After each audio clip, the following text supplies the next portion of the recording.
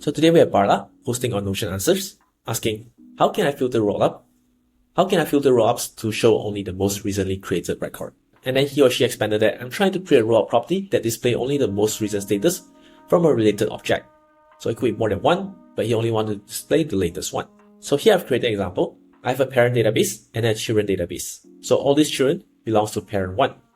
If I'm understanding correctly, what he wanted is that you only show the status for child 5, which is done in this case. You can see if I update this here in progress, you can see the formula is being updated. So yeah, so in this case, you shouldn't use rollup because rollup is a bit limited. Instead, we'll be going to use formula. So how you can create this is, let's just start a blank one. So create the formula here.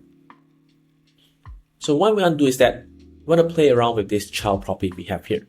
So first we just click on formula, just select the child.